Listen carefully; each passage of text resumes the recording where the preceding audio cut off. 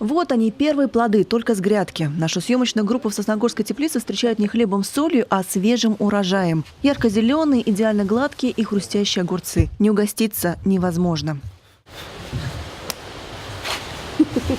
Прям ешьте с куста. Ну как? Свежие огурцы. С магазинами не сравнить.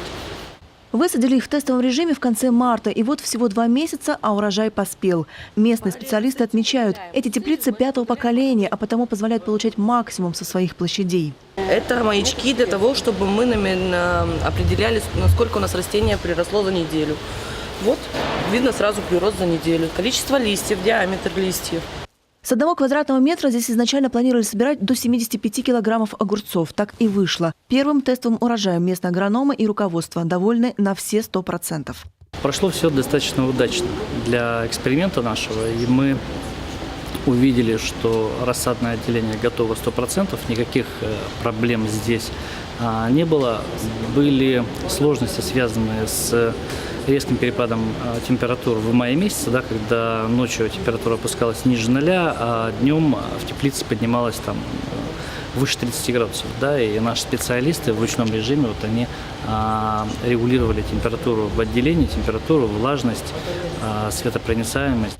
И все было сделано грамотно. Эксперимент дал первые результаты, которые позволяют смело говорить. К основной высадке и началу производственного процесса Сосногорский тепличный комплекс полностью готов. Так, уже на следующей неделе рассадное отделение примут в производство, проведут в нем дезинфекцию, а к 20 июня высадят в нем рассаду томатов, после чего примутся и за огурцы. Ну а пока первые плоды специалисты бережно собирают в корзину. Всего 5 часов пути, и вот она уже на столе у министра сельского хозяйства Коми. Анатолий Князев первым урожаем явно доволен. Мы видим, что возможности рассадного отделения позволяют нам получить именно там рассаду хорошего качества,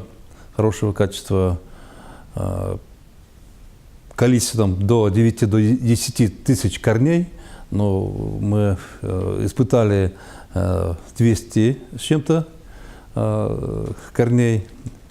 И на сегодня готовим мы уже основные корпуса для того, чтобы в начале июля можно было там уже массово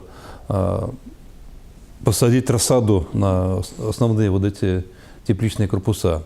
И тем не менее, впереди еще немалый фронт работ. Благоустройство и асфальтирование площадки вокруг комплекса только начато. Не радует только погода, но все подрядные организации уже определены, и они должны уложиться в срок до августа. Предстоят и работы внутри основных производственных корпусов. Это подключение систем подпитки корней растений, а также завершение пусконаладочных работ по газопоршневым установкам. Процесс этот долгий, на каждую требуется месяц-полтора, а всего их 5. Поэтому тоже у нас еще масштабная работа. Ну и энергоцентр тоже не завершен.